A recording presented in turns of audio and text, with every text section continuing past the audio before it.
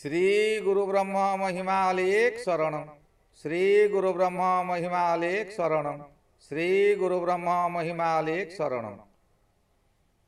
गुरु कृपा YouTube channel तरफरु आपण मानकु स्वागत जनाई आरंभ करने को जाउछि। 2026 मसीहा सेप्टेम्बर मासरे 12 गोटी राशि मासिक राशिफल।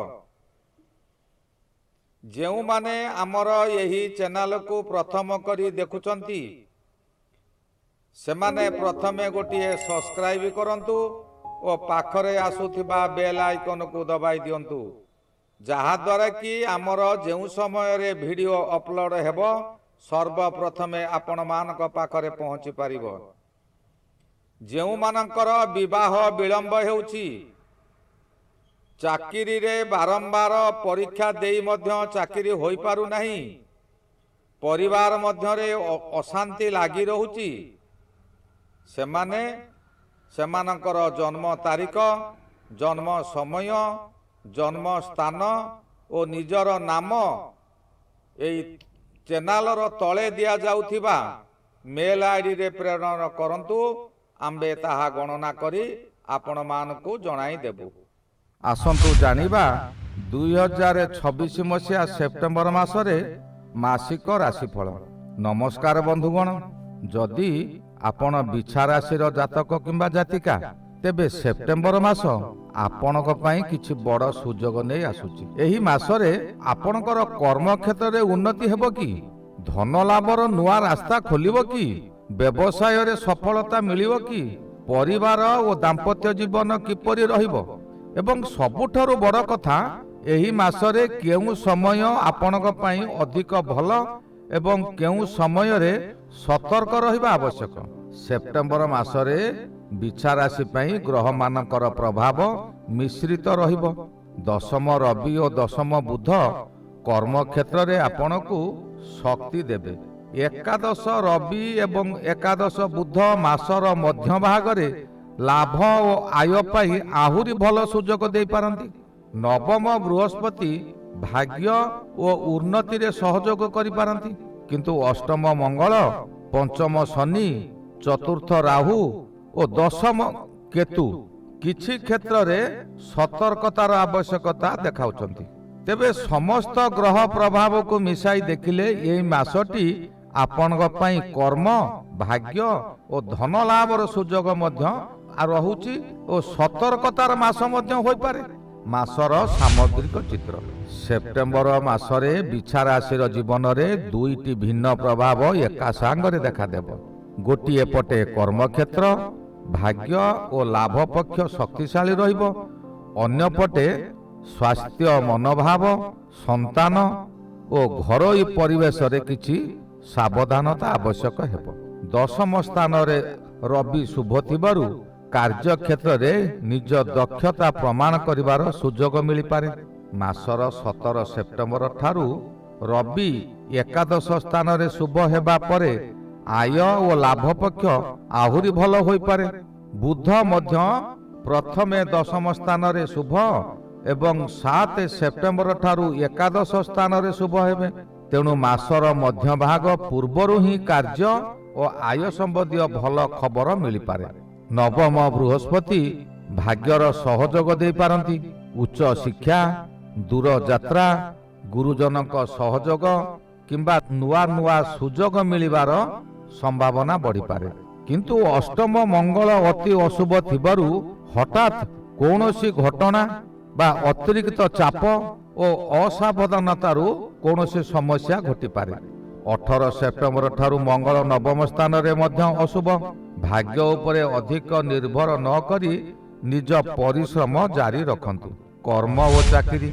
चाकिरी करुथिबा बिछा राशिर व्यक्तिंक पई मासर प्रथम भाग अनेक दृष्टिरु भल रही पारे। दशम स्थान रे रवि और बुध शुभ थिबारु काम रे निज दक्षता देखाइबार सुजोग मिली पारे। अधिकारी माने आपणक कथा को ध्यान दे पारंती। दायित्व बढ़िले मध्य ताहा सहित आपणक गुरुत्व मध्य बढ़ी पारे। जेउ माने चाकिरी खोजुछंती सेमाने यही समय रे निज प्रयास जारी रखंतु। साक्षात्कार, परीक्षा किंबा नुआ काम पाई प्रयास रे भल सुजोग मिली पारे। ସେପ୍ଟେମ୍ବର 7 ତାରିଖ ଠାରୁ ବୁଧ ଏକାଦଶ ସ୍ଥାନରେ ଶୁଭ ହେବାରୁ କାମରୁ ଲାଭ ମିଳିବ, ଦରମା ବୃଦ୍ଧି ହୋଇପାରେ କିମ୍ବା ନୂଆ ଆୟ ସୁଯୋଗ ସମ୍ବନ୍ଧୀୟ ଆଶା ବଢ଼ିପାରେ। ତେବେ ସେପ୍ଟେମ୍ବର 24 ତାରିଖ ଠାରୁ ବୁଧ ଦ୍ୱାଦଶ ସ୍ଥାନରେ ଅଶୁଭ ହେବାରୁ କର୍ମକ୍ଷେତ୍ରରେ କଥାବାର୍ତ୍ତା ସମୟରେ ଅଧିକ ସତର୍କ ରୁହନ୍ତୁ। ବ୍ୟବସାୟ ଓ ଆର୍ଥିକ ସ୍ଥିତି। ବ୍ୟବସାୟ କ୍ଷେତ୍ରରେ ଏହି ମାସରେ ଭଲ ସୁଯୋଗ ମିଳିପାରେ। ବିଶେଷ କରି ମାସର ପ୍ରଥମ ଭାଗରେ ଦଶମ ରବି ଓ ବୁଧ ଆପଣଙ୍କ ବ୍ୟବସାୟିକ ନିଷ୍ପତ୍ତି ଓ କାର୍ଯ୍ୟକ୍ଷମତାକୁ ଶକ୍ତି ଦେଇପାରନ୍ତି। 7 ସେପ୍ଟେମ୍ବର ଠାରୁ ବୁଧ ଏକାଦଶରେ ଶୁଭ ହେବାରୁ ନୂଆ ଗ୍ରାହକ, ନୂଆ ସମ୍ପର୍କ ଓ ଲାଭର ସୁଯୋଗ ଆସିପାରେ। 17 ସେପ୍ଟେମ୍ବର ଠାରୁ ରବି ମଧ୍ୟ ଏକାଦଶରେ ଶୁଭ ହେବାରୁ ଆର୍ଥିକ ପକ୍ଷ ଆହୁରି ଶକ୍ତିଶାଳୀ ହେବ। ଅଟକି ଥିବା ଟଙ୍କା ମିଳିବ କିମ୍ବା ପୂର୍ବରୁ କରିଥିବା କାମରୁ ଲାଭ ମିଳିବାର ସୁଯୋଗ ରହିପାରେ। ଶୁକ୍ର ଦ୍ୱାଦଶ ସ୍ଥାନରେ ଶୁଭ ଥିବାରୁ ଖର୍ଚ୍ଚ ହେଲେ ମଧ୍ୟ କିଛି ଖର୍ଚ୍ଚ ଉପଯୋଗୀ ହୋଇପାରେ। ଯାତ୍ରା କିମ୍ବା ଅନ୍ୟ କାମରେ ଧନ ବ୍ୟୟ ହୋଇପାରେ, କିନ୍ତୁ ଅଷ୍ଟମ ମଙ୍ଗଳ ଯୋଗୁଁ ହଠାତ୍ ଖର୍ଚ୍ଚ ହୋଇପାରେ। ତେଣୁ ଏହି ମାସରେ ଧନ ସମ୍ବନ୍ଧୀୟ ବଡ଼ ନିଷ୍ପତ୍ତି ନେବା ବେଳେ ଭଲ ଭାବରେ ବିଚାର କରନ୍ତୁ। ପରିବାର ଓ ଘରୋଇ ଜୀବନ। ପାରିବାରିକ ଜୀବନରେ ଏହି ମାସରେ କିଛି ମିଶ୍ରିତ ଫଳ ଦେଖାଦେଇପାରେ।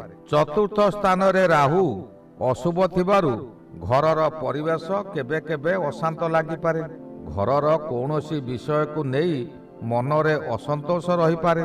ଘର, ଜମି, ଯାନବାହନ କିମ୍ବା ପାରିବାରିକ ନିଷ୍ପତ୍ତିକୁ ନେଇ ମତଭେଦ ହୋଇପାରେ। ତେଣୁ ରାଗରେ ନିଷ୍ପତ୍ତି ନ ନେଇ ପରିବାରର ସମସ୍ତଙ୍କର କଥା ଶୁଣିବା ଭଲ। ନବମ ବୃହସ୍ପତି ଶୁଭ ଥିବାରୁ ପରିବାରର ଗୁରୁଜନ କିମ୍ବା ବୟସ୍କ ବ୍ୟକ୍ତିଙ୍କ ସହଯୋଗ ମିଳିପାରେ। ତାଙ୍କ ପରାମର୍ଶ ଆପଣଙ୍କ ପାଇଁ ଉପକାରୀ ହୋଇପାରେ। ପ୍ରେମ ଓ ଦାମ୍ପତ୍ୟ ଜୀବନ। ପ୍ରେମ ଓ ଦାମ୍ପତ୍ୟ ଜୀବନରେ ବୁଝାମଣା ରଖିବା ଆବଶ୍ୟକ। ଦ୍ୱାଦଶ ଶୁକ୍ର ଶୁଭ ଥିବାରୁ ପ୍ରେମ ସମ୍ପର୍କରେ ଏକାନ୍ତ ସମୟ କିମ୍ବା ଦୂରଯାତ୍ରା ଭଳି ଅନୁଭୂତି ମିଳିପାରେ। ଦୂରରେ ଥିବା ପ୍ରିୟ ବ୍ୟକ୍ତିଙ୍କ ସହିତ ଯୋଗାଯୋଗ ମଧ୍ୟ ବଢ଼ିପାରେ। ବିବାହିତ ଜୀବନରେ ମଧ୍ୟ ସମ୍ପର୍କକୁ ଭଲ ରଖିବା ପାଇଁ ପରସ୍ପରଙ୍କ କଥା ଶୁଣିବା ଆବଶ୍ୟକ। ଅଷ୍ଟମ ମଙ୍ଗଳ ଯୋଗୁଁ ଛୋଟ ଛୋଟ କଥାରେ ରାଗ ବଢ଼ିପାରେ, ତେଣୁ କଠୋର କଥା କହିବା ପୂର୍ବରୁ ଭାବି ନେବା ଭଲ। 18 ତାରିଖ ଠାରୁ ମଙ୍ଗଳ ନବମ ସ୍ଥାନରେ ଅଶୁଭ ହେବାରୁ ମତଭେଦକୁ ଅଧିକ ବଢ଼ାଇବା ଠିକ୍ ନୁହେଁ। ସନ୍ତାନ ଓ ଶିକ୍ଷା। ସନ୍ତାନ ଓ ଶିକ୍ଷା ପକ୍ଷରେ ପଞ୍ଚମ ଶନି ଅଶୁଭ ଥିବାରୁ ଅଧିକ ଧୈର୍ଯ୍ୟ ଆବଶ୍ୟକ ହେବ। ଛାତ୍ରଛାତ୍ରୀମାନେ ପଢ଼ାରେ ମନ ଦେବା ପାଇଁ ନିୟମିତ ଅଭ୍ୟାସ କରନ୍ତୁ। ଏକାଗ୍ରତା ରଖିପାରିଲେ ଧୀରେ ଧୀରେ ଭଲ ଫଳ ମିଳିପାରେ। ପଞ୍ଚମ ଶନି ଯୋଗୁଁ ଭଲ ଫଳ ମିଳିବାରେ ବିଳମ୍ବ ହୋଇପାରେ, କିନ୍ତୁ ପରିଶ୍ରମ ବନ୍ଦ କରିବା ଠିକ୍ ନୁହେଁ। ନବମ ବୃହସ୍ପତି ଶୁଭ ଥିବାରୁ ଉଚ୍ଚ ଶିକ୍ଷା କିମ୍ବା ନୂଆ ବିଷୟ ଶିଖିବାକୁ ଚାହୁଁଥିବା ଲୋକଙ୍କୁ ସହଯୋଗ ମିଳିପାରେ। ସନ୍ତାନଙ୍କ ପଢ଼ା ଓ ଭବିଷ୍ୟତକୁ ନେଇ ଅଧିକ ଚାପ ନ ଦେଇ ତାଙ୍କୁ ଠିକ୍ ଭାବରେ ବୁଝାଇବା ଭଲ।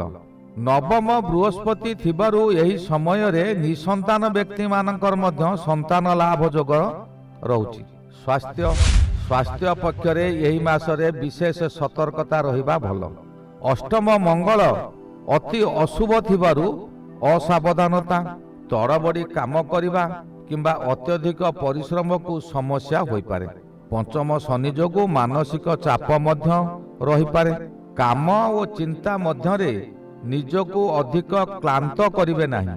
ନିୟମିତ ନିଦ୍ରା, ସନ୍ତୁଳିତ ଖାଦ୍ୟ, ପର୍ଯ୍ୟାପ୍ତ ପାଣି ଓ ହାଲୁକା ଶାରୀରିକ ଅଭ୍ୟାସ ଉପରେ ଧ୍ୟାନ ଦିଅନ୍ତୁ। କୌଣସି ସ୍ୱାସ୍ଥ୍ୟ ସମସ୍ୟା ଅନୁଭବ ହେଲେ ଅଣଦେଖା ନ କରି ଅଭିଭାବକ କିମ୍ବା ଗୁରୁଜନ ବ୍ୟକ୍ତି କିମ୍ବା ଯୋଗ୍ୟ ଚିକିତ୍ସକଙ୍କ ପରାମର୍ଶ ନେବା ଭଲ। ଯାତ୍ରା। ସେପ୍ଟେମ୍ବର ମାସରେ ଯାତ୍ରାର ସମ୍ଭାବନା ରହିପାରେ। ନବମ ବୃହସ୍ପତି ଶୁଭ ଥିବାରୁ ଦୂର ଯାତ୍ରା କିମ୍ବା ଜ୍ଞାନ ଓ ଅନୁଭବ ବଢ଼ାଇବା ଭଳି ଯାତ୍ରା ଉପଯୋଗୀ ହୋଇପାରେ। ଦ୍ୱାଦଶ ଶୁକ୍ର ଶୁଭ ଥିବାରୁ ଦୂରସ୍ଥ ସ୍ଥାନକୁ ଯିବାର ସୁଯୋଗ ମିଳିପାରେ, କିନ୍ତୁ ଅଷ୍ଟମ ମଙ୍ଗଳ ଥିବା ସମୟରେ ଯାତ୍ରା କରୁଥିଲେ ଅଧିକ ସାବଧାନ ରୁହନ୍ତୁ।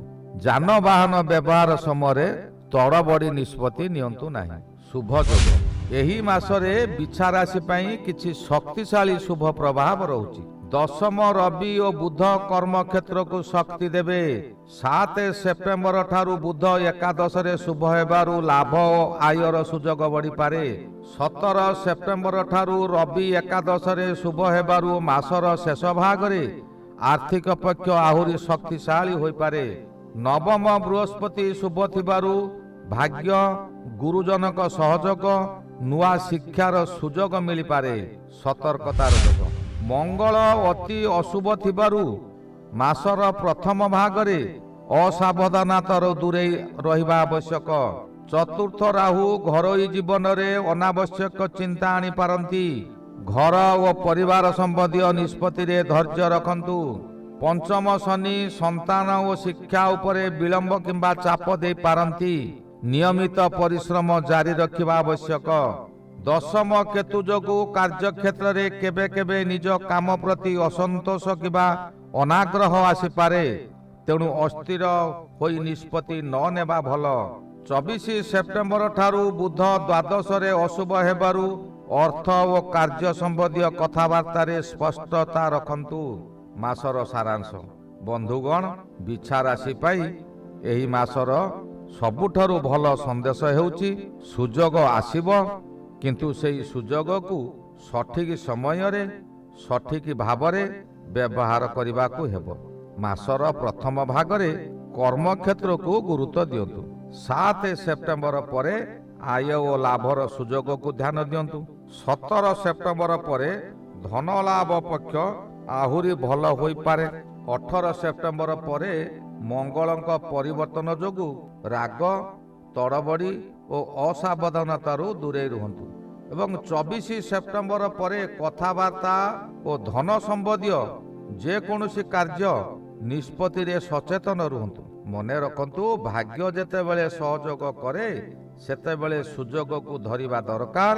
आउ जेतेबेले ग्रह प्रभाव किछि सतर्कतार संकेत दिए सेतेबेले धैर्य ही सबुठारु बड़ शक्ति।